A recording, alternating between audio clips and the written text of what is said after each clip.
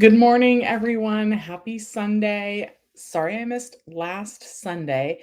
Today I want to talk about one of the favorite things that I have done when I'm in debt to climb my way out of debt. So, we'll probably talk about that first. I don't think that's something that I've really shared much of in the past. It's a tool that I'm using right now to pay off my washer dryer.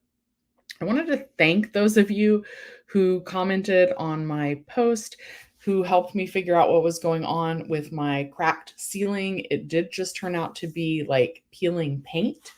So I'm really happy about that. There's not like some giant hole in my ceiling. So thank you to those of you who commented on that.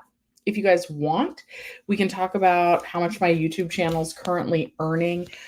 Right now, I have a declining channel. My channel was really successful when I was talking about unemployment benefits, but now that most of us are back to work, we don't quite need that content as much. Good morning, Michael. It's always good to see you. So, my channel's declining. I still like doing YouTube as a side hustle, but it's not making what it used to. And specifically, I want to kind of maybe share with you guys about how much the lives are making. So, for those of you who are just tuning in, I go live almost every Sunday at 11 a.m. Then I also wanted to talk about the student loan debt forgiveness because it looks like that's out the window, but there is another option that should still help save you some money. So, I want to talk about that. And maybe if there's time, I need to set myself a budget. Um, Oh, and of course, we're going to talk about Barbie grosses because since YouTube's my side hustle, my main job is that I manage a movie theater. I'm still sort of Barbie themed. I was going to wear this to work, but then I noticed this is not, the little bow has something on it, probably butter. But anyway, so the tip that I want to share that I do when I'm trying to get out of debt is in the mail, and I've always had a pretty good credit score, but in the mail, you'll get these offers that say 0% interest for 8 months or 18 months, or 0.99% interest for 24 months. Usually it's somewhere between 9 months and 18 months is going to be the average length of those offers. So, what's happened and that I've used in the past is I'll look at my credit card statement and I'll see that I'm paying like a crazy amount of interest, right? Because just most credit cards are going to have really high interest rates. And so, paying 0% interest over 18 months is going to save me money if you're not paying interest on your credit card debt. So, what I do is I always look at my statement. I find the line that says how much I'm paying in interest. Now, here's the kicker though. You do normally pay like an upfront fee. Hello, Sylvia. Good morning. Um, is you are usually charged somewhere between 3% and 5% upfront. But if you're someone who has, let's say, somewhere between 3 to 5 credit cards, and you're paying like 24% interest or something like that on it, and you get a 0% interest rate offer, it can help you pay off your debt faster if you utilize that. And even if you do utilize that, like I get different offers. I get them from Bank of America, I get them from Card. I want to say I get them from Chase. Sometimes they're going to charge you 3% for the amount you borrow. Sometimes they're going to charge you 5% for the amount you borrow, or the percentage can be different on each offer. So you want to make sure if you get those offers and you want to utilize them, that you're choosing the one with the lowest interest rate, right? Why would you pay 5% if you have a similar offer from another organization that's only going to charge you 3%? So you want to first compare those offers, and then I mentioned having 3 to 5 credit cards, maybe more. you can actually take out, like, a lot of times there's checks at the bottom of those offers, right? That are only valid like once you cash them. They'll normally call you to confirm that it's you that's actually trying to cash that check. All right, Debbie, we'll do movies in just a second. Um, and I'll probably share the screen because I haven't looked at Barbie grosses. But so I will write the check to myself, which you're allowed to do, but you can call your bank and confirm, or call the offer people and confirm that you can write the check for yourself. And then you're going to write your check in an amount that can pay off all 5 of the other higher interest credit card payments and pay those off. Then do not use those credit cards again. And then you're actually able to pay off more on your debt than you would be able to if you were just making the minimum payments on the other credit cards. So instead of making the payments on like 5 different credit cards that all have really high interest rate, you take out a new 0% interest rate offer, or 0.99 or 1.99 or 2.99, but it's much lower than your interest rate on your other cards. Take out enough to pay off all the high interest credit cards. You're going to pay the 3 to 5% processing fee or what have you one time. And then from there, you're going to work like crazy to beat the payoff deadline, that 18 months or 12 months or 9 months. You're going to work really hard to get that balance down to 0 by the end of those payment terms. And I know a lot of finance YouTubers do not endorse going into credit card debt, and I don't either. But I really wanted a washer dryer, and that is a want. It's not a need. But I've lived in my house for about 12 years with no washer dryer. I'd been going to the laundromat, and I used to have, when I worked at my old job where I worked for like 25 years, I had a nice little routine. I had a laundromat that was on the way to my job. So on my way to work, I could do my laundry and then go straight from laundry to work. And then I could go to work, and then I could come home and put the laundry away. There's no longer a laundromat on my way to work. And it's kind of like messed up my whole routine. As a matter of fact, it's kind of really interesting because even though I didn't consciously think this, when I first, if you guys don't know, I bought my house about half a block away from where my old apartment was. So I would pass this house when I was walking to the library and stuff like that.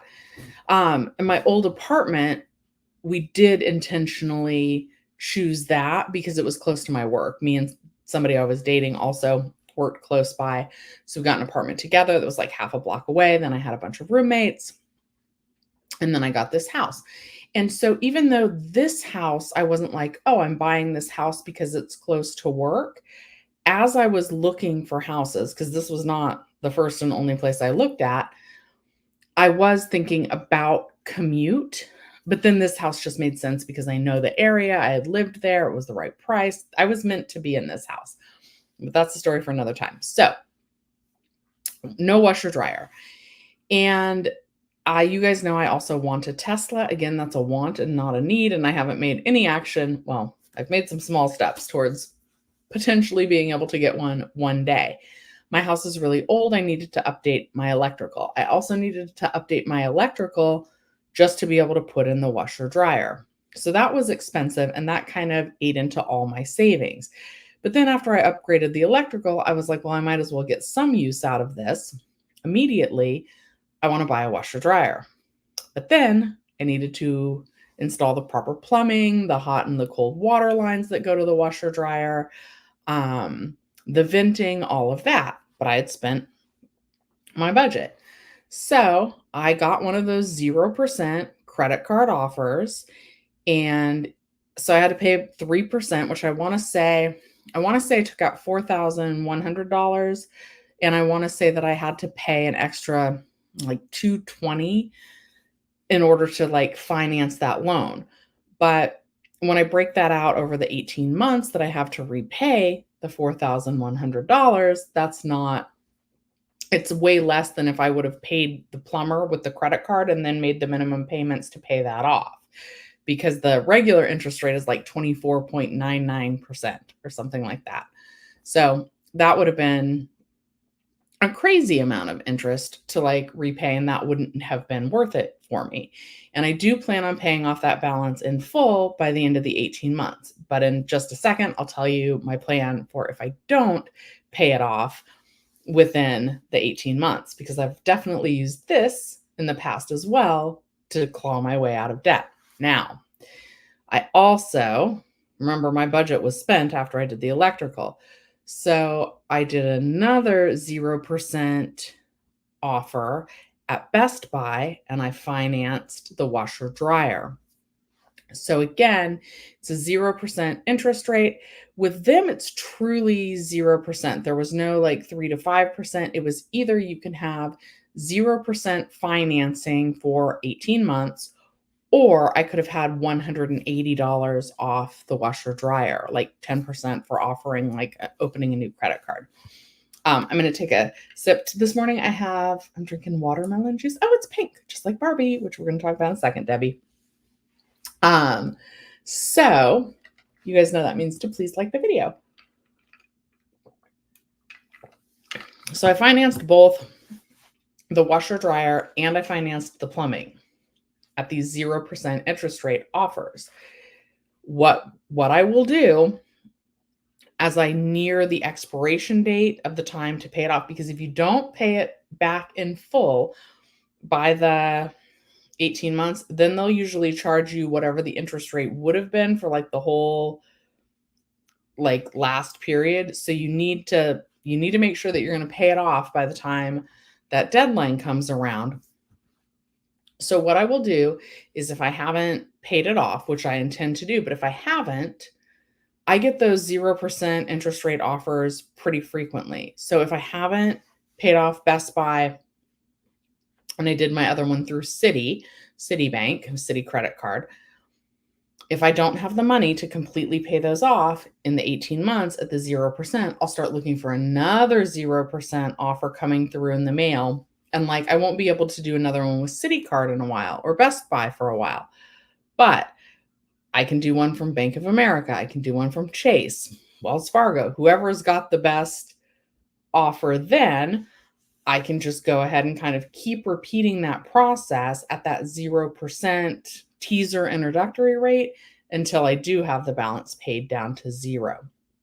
So that's just something that I've used in the past that's really worked for me to help me get out of debt.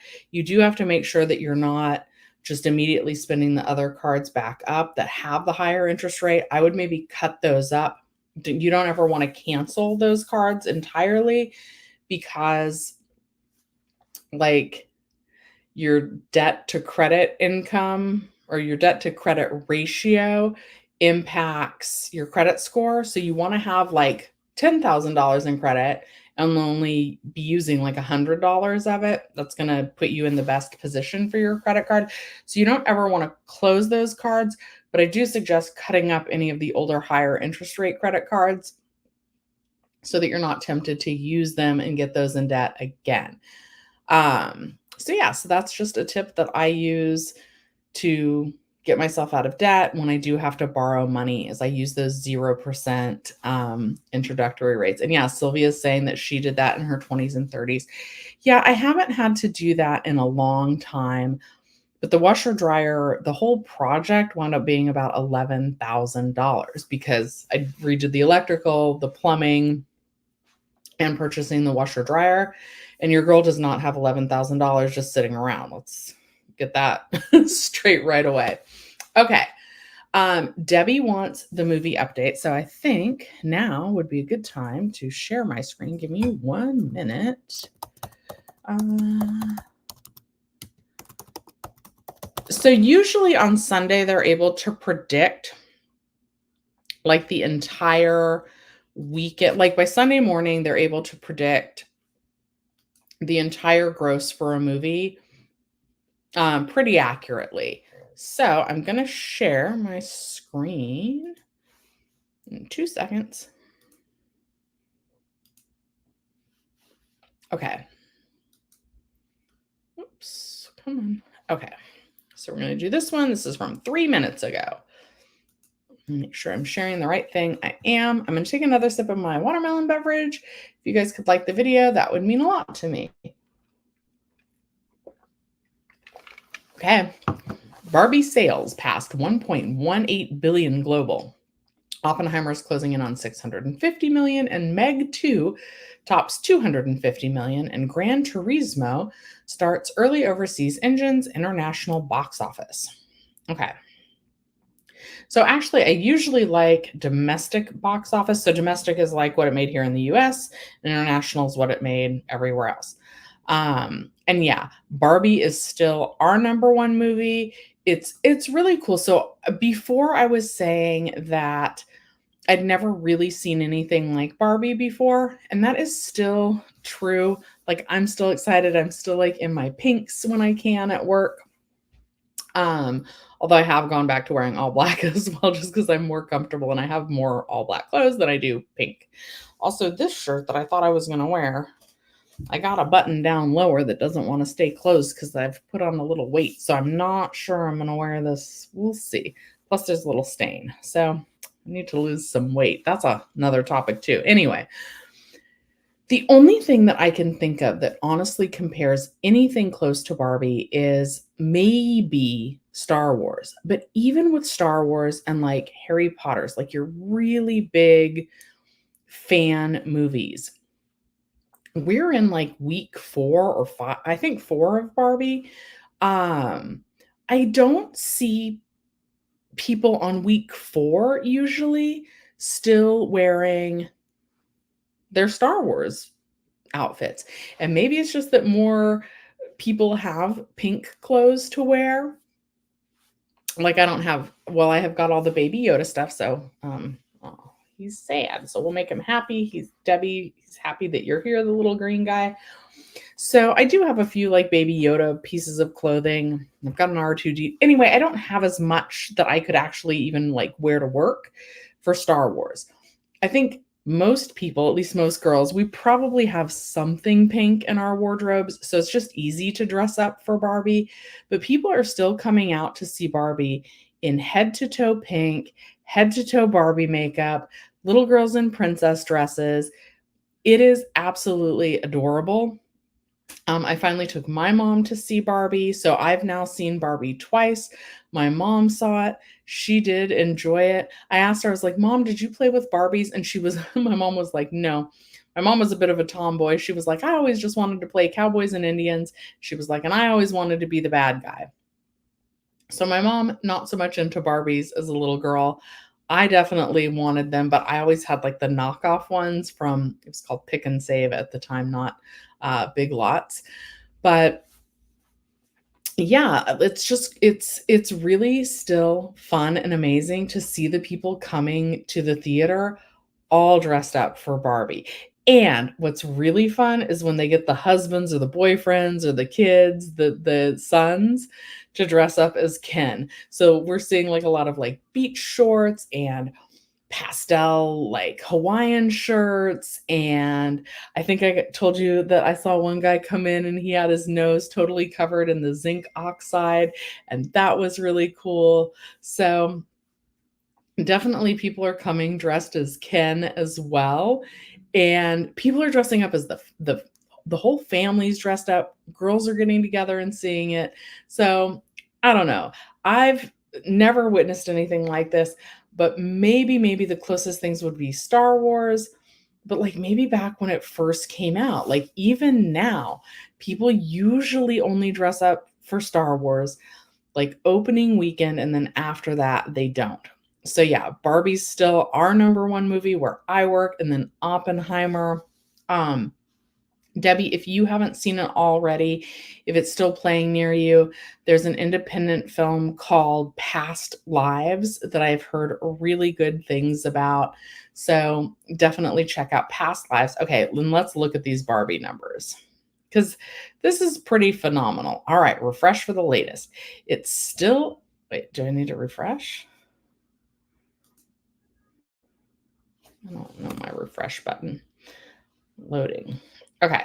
It's still a Barbie world this weekend as the Greta Gerwig directed Charmer reached a global cumulative of 1.184 billion.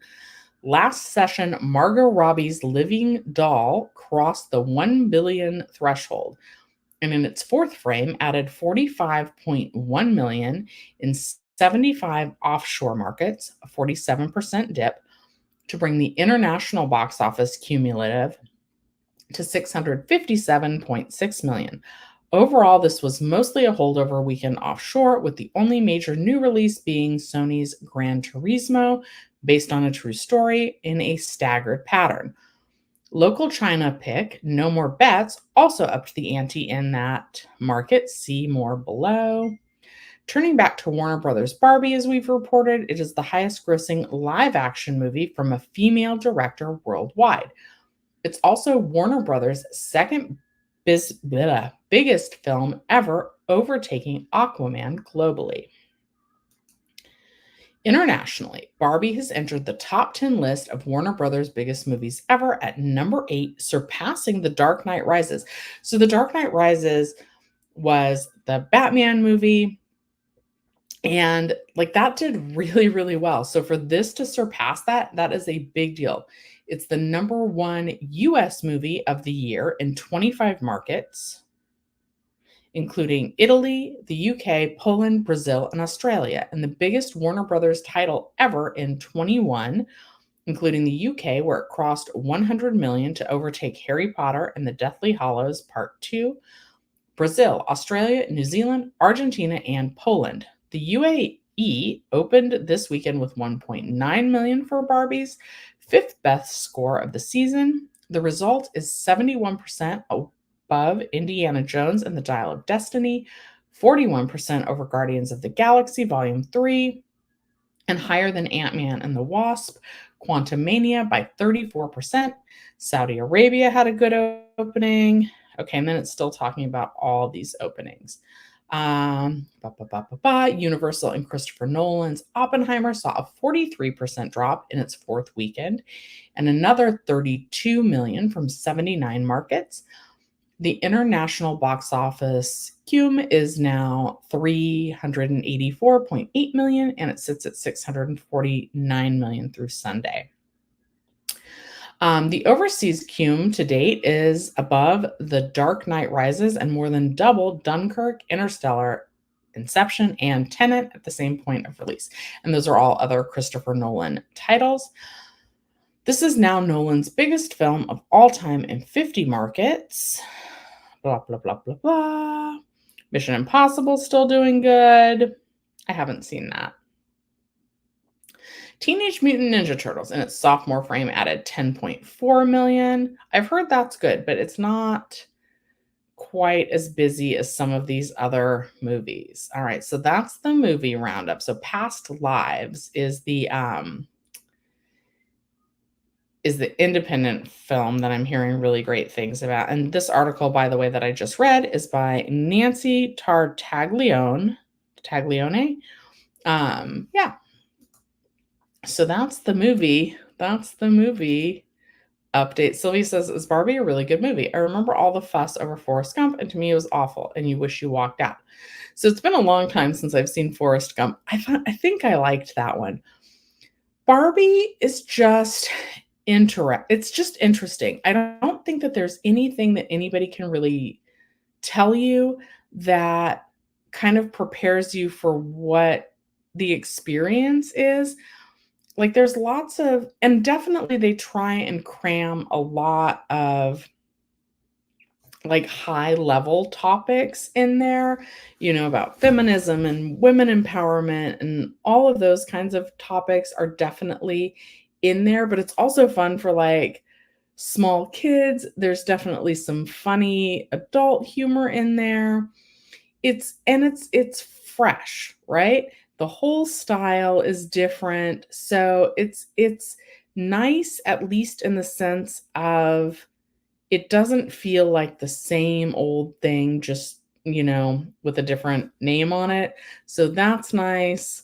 Um, y- I'm not sure that I felt that it's quite the hype that everyone else did, but I have seen it twice, and there are not a lot of movies that I've seen twice. So, that says something that I was willing to do it twice. My mom enjoyed it, but I'm not sure she quite, thought that it lived up to the hype. I'm kind of with you where the more hyped up it is, like, then my expectations are really high, and then sometimes I'm let down. So, go see it at a bargain matinee or, like, a discount Tuesday or whatever your local theater has, but I do think it's worth seeing on the big screen. I'm probably always gonna say that, though, since I work at movie theaters. Not always, not always. Sometimes I'm like, "Man, this one can wait." But I would see Barbie on the big screen. All right, Debbie says, "You saw Meg. It's just so bad. Most dialogue in Chinese. Meg's a big fish, lots of subtitles, very small. You left 60 minutes in and 3D was lousy." This is the truth about 3D from someone who works in a movie theater. Unless the film was specifically shot in 3D, the 3D is normally kind of meh. But if something was specifically shot in 3D, and most films aren't, Avatar, both of them were specifically shot with 3D lenses. So those I would say are worth it to see in 3D. But other than that, if it's not specifically shot by the filmmaker with a 3D lens, that means the 3D effects are being added afterward and are usually like you're usually gonna feel like the 3D was lousy in your words. Um, with that said, my best friend just watched the Meg, the original one, and thought it was kind of fun. And I've started it, and I think it's kind of fun too. It is by no means a grand piece of cinema, but it was fun. Um, and yeah, I'm definitely not expecting like a high quality film out of the Meg 2, but hopefully it's fun. And with the first one too, I'm about halfway in and it's just now starting to pick up. And that's interesting that the subtitles are very small. Those should be pretty big and pretty standardized. Hi Jesse, happy Sunday. Sunday. Happy Sunday to you as well. Okay. I want to keep providing value to you guys. So, we need to talk about student loan debt forgiveness. So, I'm going to go to studentaid.gov. I'm going to go, oops, we're going to go back to the home page here. Let me make sure that I am still sharing this information with you guys. So, if you guys know anybody that has student loans out that are currently on pause, definitely make sure that they get this piece of information. Okay, so the Supreme Court issued a decision blocking us from moving forward with our one-time student debt relief plan. Visit studentaid.gov/debt relief to learn more about the actions President Biden announced following the decision and find out how this decision impacts you. But here's the new program. And this is what's important to pass on. You have to apply for this program. So, student loan borrowers can get lower payments from the new SAVE plan. Learn more about the SAVE plan. Let's do that. Okay.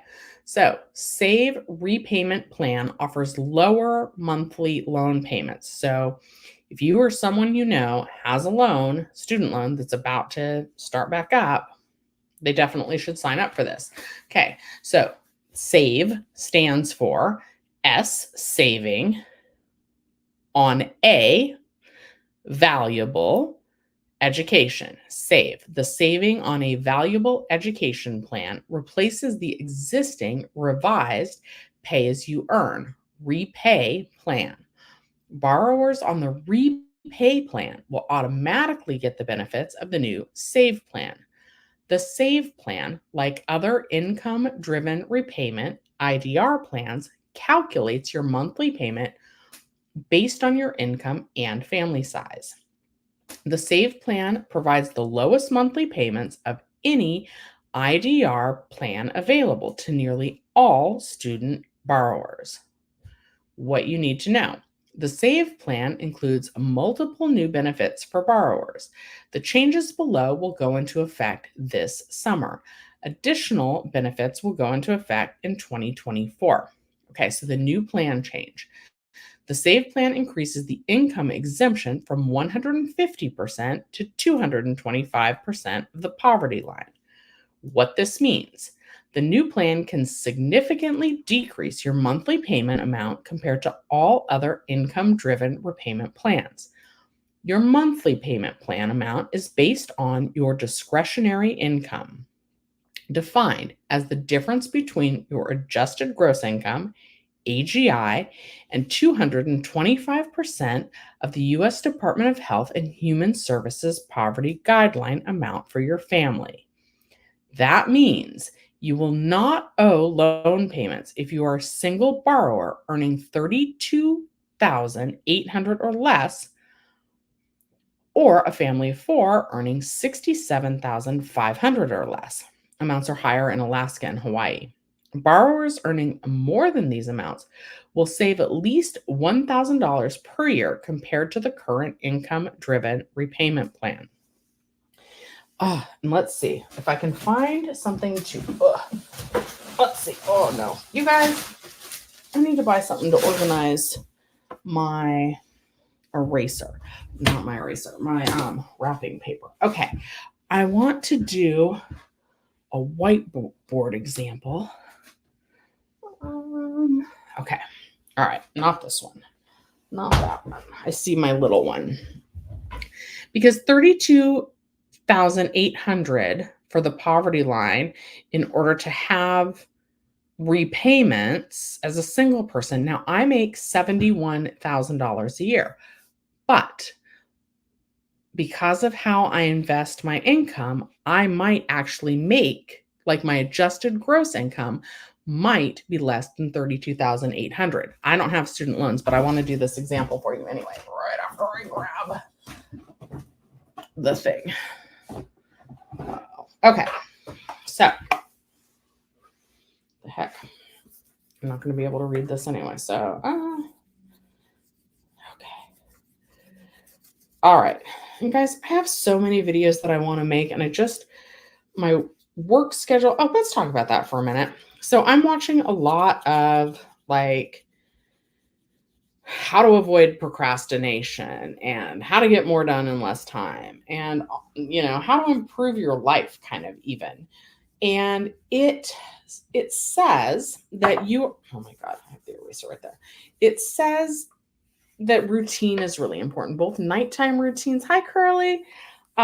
Both nighttime routines and morning routines. And I've been kind of like feeling sorry for myself because with my work schedule, and I feel like a lot of people in retail, doctors, nurses, things like that, are going to have trouble with routine. So I just need to not think about it in terms of, okay, well, every morning I'm going to wake up at 8, because that's not realistic. Tonight, I'm going to close the theater. I'm not going to get off until midnight. So I'm not going to get home till 1. I'm not going to fall asleep the second I get home.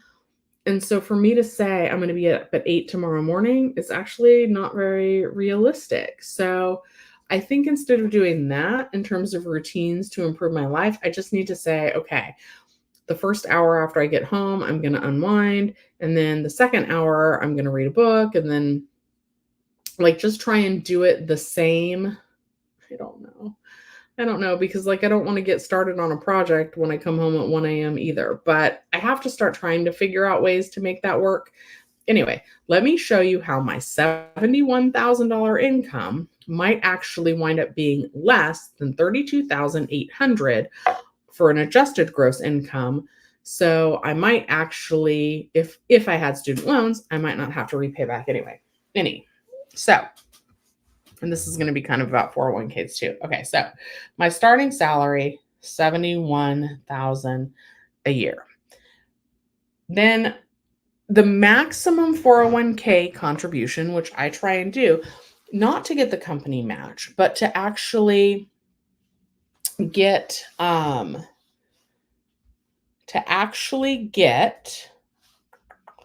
like the full tax benefit. I actually have to look it up. I think it's $22,500. 401k contribution limits 2023. I think it's 22. Yeah. Okay. So it's 22,500. 401k. Now that's not the company match. That's just like how much you're allowed to contribute to your 401k each year. And I'm not doing this because I need more money in my pocket, but this is the goal, right? So I could lower my income. Now, okay, so I've got that's a 10, that's a 0, so that's 5, and that's a 6, and that's a 10, so that's an 8. Okay. So that brings me down to 48,500 because 401k is before taxes. Then you're allowed to do 5,500 into an IRA. Right? Again, I'm not quite doing this, but this is the goal.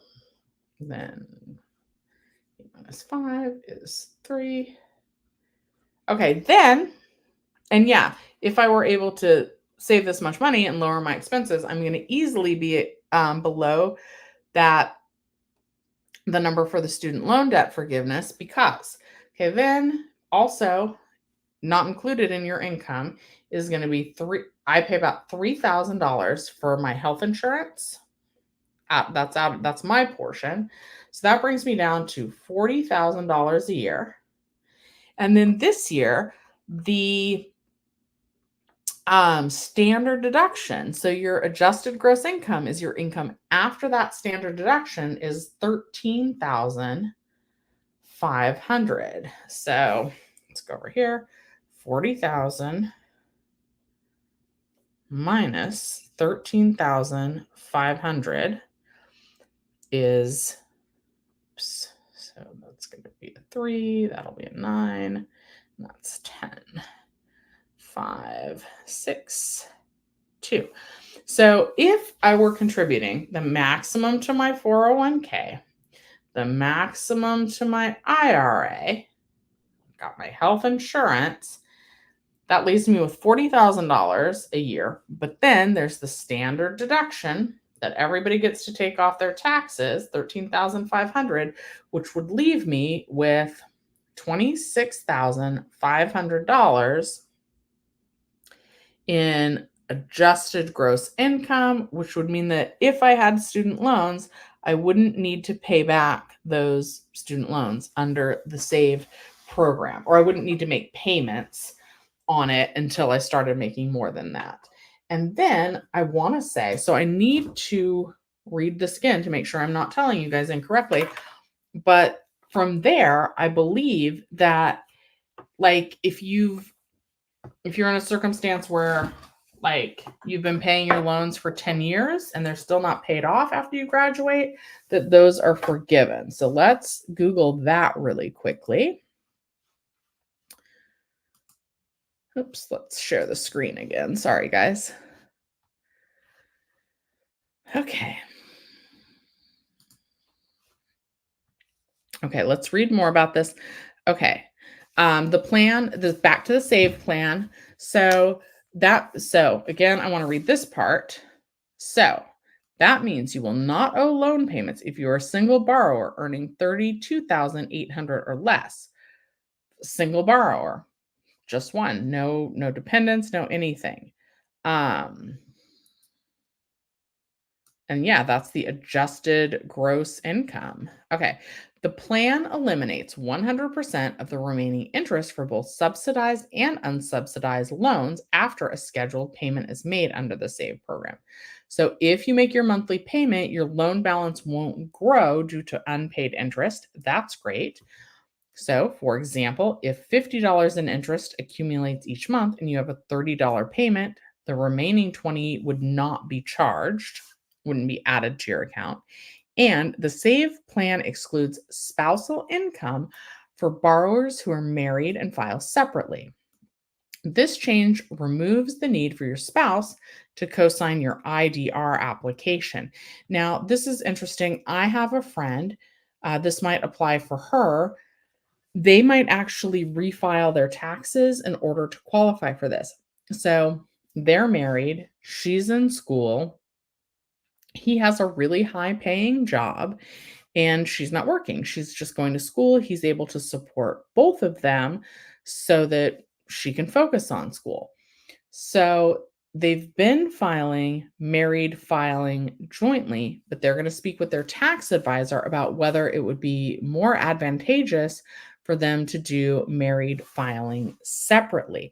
And it looks like under this plan that um, if they file married filing separately, that they would not account for his income in determining how much her student loan repayments would be.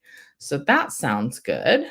Um, so unless you're on, so it says that if you're already on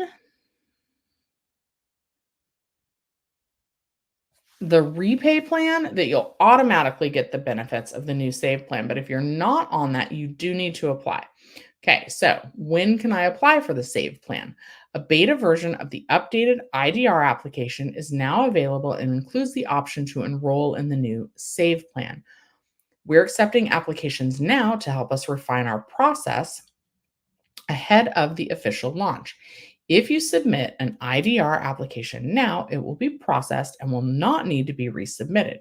The application may be available on and off during this beta testing period. If the application is not available, try again later. That's annoying. You'll receive an email confirmation after you've applied.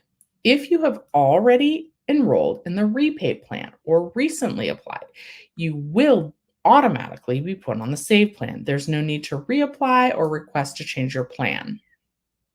Learn how to check what plan you're on. How do I apply for the save plan?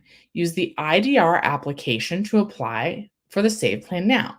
You can select the option for your loan servicer to place you on the lowest monthly payment plan, and this will usually be Save. What if I'm already on an IDR plan? If you are already on an IDR plan, check to see if you are on the repay plan. Log into studentaid.gov and go to your My Aid page, scroll down, and view your loans. Each loan will list a repayment plan.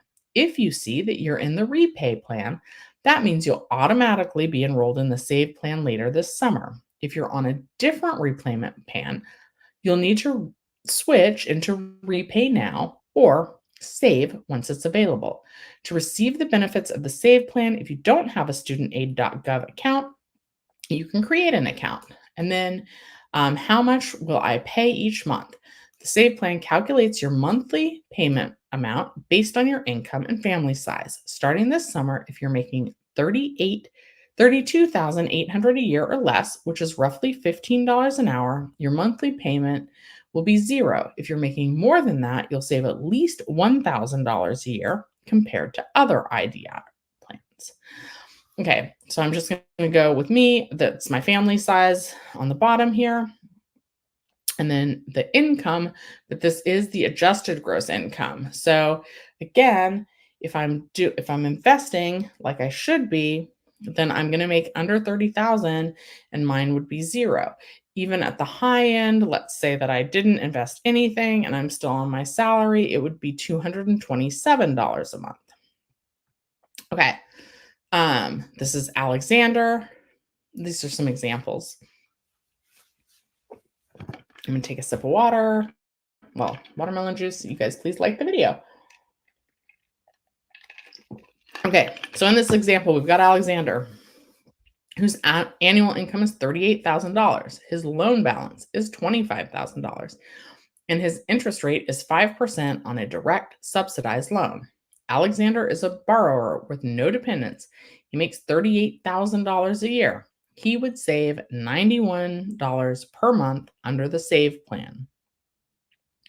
Previous monthly payment under the repay plan and his new month would be was $134 and now it's only $43 a month.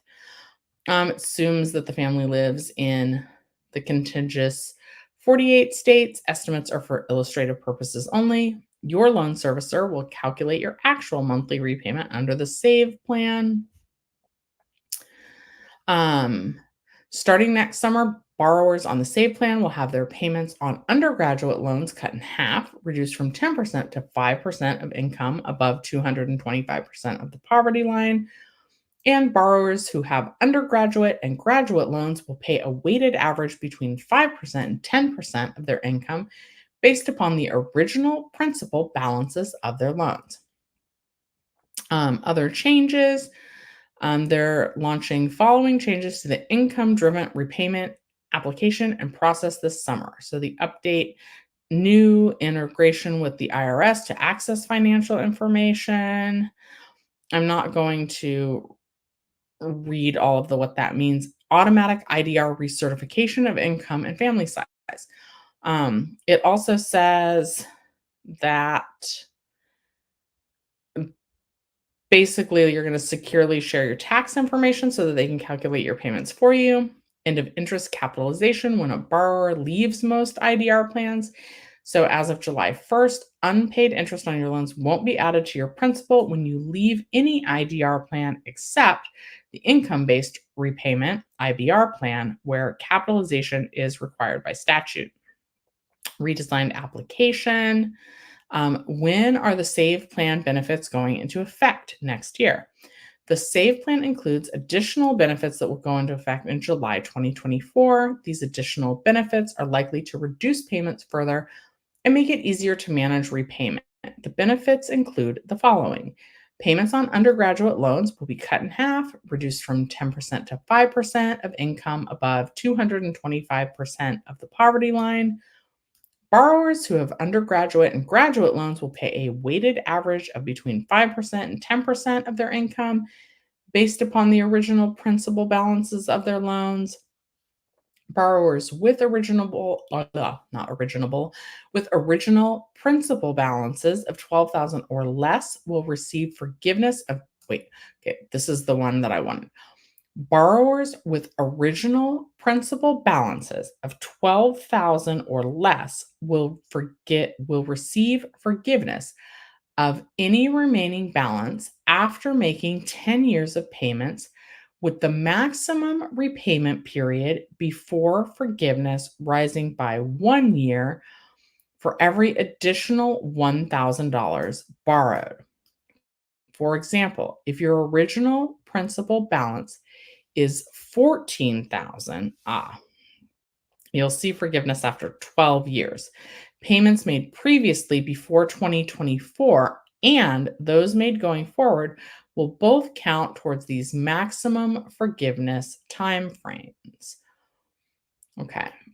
And I wonder, like, if your income isn't high enough to qualify you for repaying it.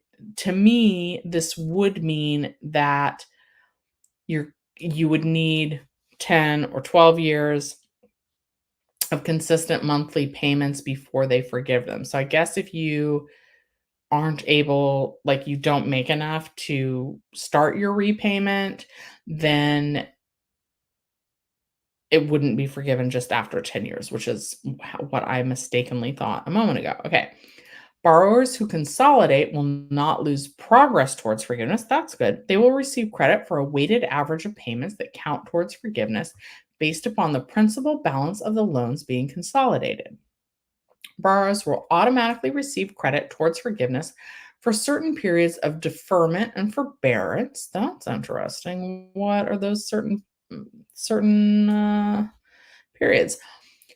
Borrowers will be given the option to make additional catch-up payments to get credit for all other periods of deferment or forbearance. And borrowers who are 75 days late will automatically be enrolled in IDR if they have agreed to the Department of Education to securely access their tax information.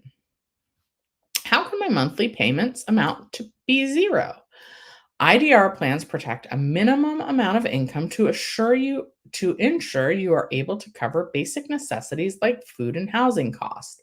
Since IDR plans are calculated based on income and family size, if your household income is below that level, you will have a $0 monthly payment. Each time you recertify your IDR plan with updated income and family size information, you may see your payment adjusted. If you have a $0 payment due, you do not have to pay anything this month. Just make sure you know your recertification date. Once the Save Plan application goes live later this summer, we recommend you consent to the secure use of your tax information so we can automatically recertify your IDR enrollment for you. This way, you'll never miss your recertification date and won't have to fill out a recertification application. Tip: if you have additional money in your budget to pay down your student loan balance, you can always set a custom payment amount each month, even if you have a $0 payment. If I apply for the SAVE plan this summer, will my application be processed before I have to start making payments in October? Yes. If you apply for an IDR plan, such as the SAVE plan this summer, your application will be processed in time for your first payment due date. It may take your servicer a few weeks to process your request because they will need to obtain documentation of your income and family size. Okay, so again, studentaid.gov is going to be your best place for all the information about the SAVE repayment program, which is replacing the REPAY plan. And yeah, they're not doing student loan debt forgiveness anymore, but there are some ways to lower your payments. So again, if you or anyone that you know have student loans, definitely check out that article. Okay. Now, you guys are not asking for this, but I wanted to check out and share a little bit of my YouTube information with you guys. Yeah. So, this chart that we're looking at is how many views I've gained, which is not very many. In the last 30 days, I've got 26,290 views. I've done 3 videos, which have all been lives. Wow, my total videos, I've done 494 videos. That's crazy. And total, the channel's done 5.01 million views. Okay, that's kind of cool. All right. Now we're going to go to manage videos. I'm going to take another sip. So if you're enjoying this part of this post, go ahead and let me know. Now we're going to come over here to analytics. And okay, so I'm losing subscribers, guys. That's okay. Because again, I'm not really talking about unemployment benefits that frequently. These are my views the last 48 hours. As you can see, we've got a spike right now because I'm live right now. Let's look at revenue. All right, so in March, I made 136, April, 153. Oops, I just realized I wasn't sharing the tab. So $136 March, 153 April, 114 May, 127 in June.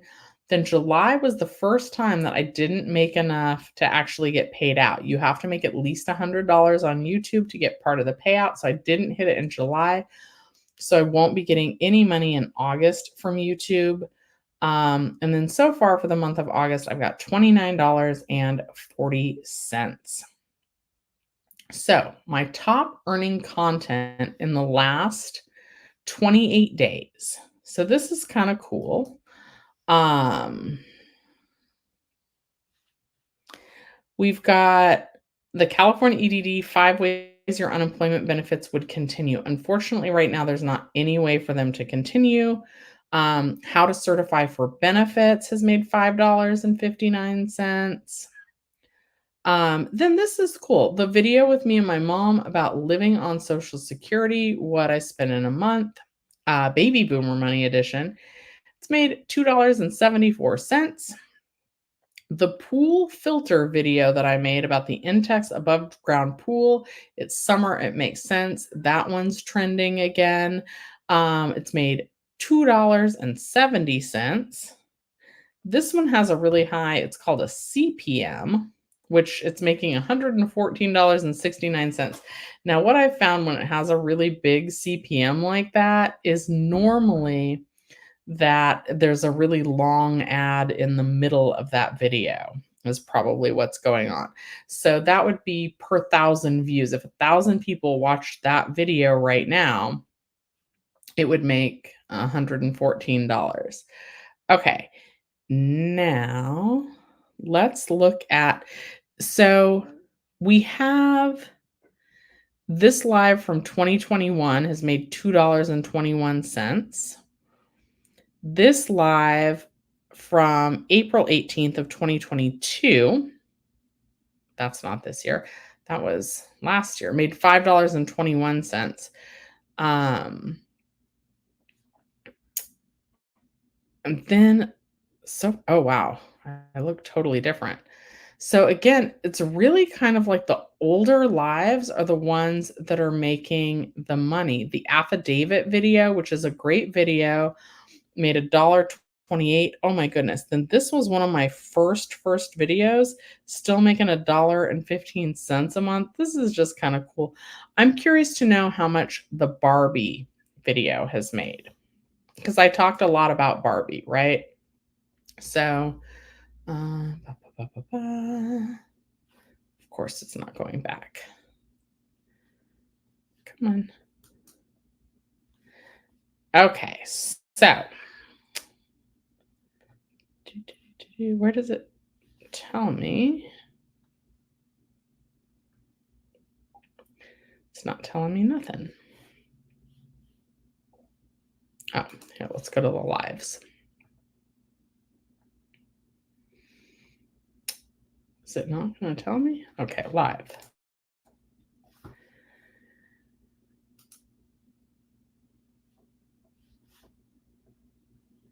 So those are all the lives, but most of those are older. Okay, here it is. So the Barbie live has made a whopping total of $1.16. So at this, and that had like a fair amount of views, but the RPM on it is really, really low. I wonder why that is. And then this one is really interesting because the RPM is crazy, crazy high on that. It's really interesting how one RPM can be $3.66 and another one can have a RPM of $706. But anyway, so that's where my channel is at right now. That's what it's doing. I am really trying to push myself, get motivated to make more videos for you guys. I definitely have things that are filmed that I still haven't posted. But like today, I will go to work later. So it's noon-ish right now. I'm going to grab some lunch, and then it's pretty much going to be time to get ready for work, and then it's going to be time to drive to work. And then I've been working opening shifts, but now tonight I'm working a closing shift, so I probably won't feel like doing anything when I get home tonight at like 1 in the morning. My back's been bothering me, so tomorrow I'm going to go see a chiropractor. I'm waking up early to do that. Then I'll come home, change, and go to work. I'll work the night shift again. And then Wednesday, to throw everything off, I'm going to open. Oh, wait, I skipped Tuesday. Tuesday, I think I close again. And then Wednesday, I open. So it's just kind of like, it's a lot trying to get used to the open, close kind of schedule. And then again, like a night shift today is like 3 p.m. to midnight-ish. Same with tomorrow. And then the morning shift is like 10:30 to 6:30. So I'm not home till like 7:30, 8 o'clock. So I am currently struggling with finding routine so that I can carve out like a dedicated chunk of time to make new videos for you guys. So for those of you that do watch the lives and enjoy them, I truly appreciate you. Have a great rest of your day. Have an amazing day. I'd appreciate it if you liked the video. Thanks so much for watching Shelly's Millions. I'll see you next time.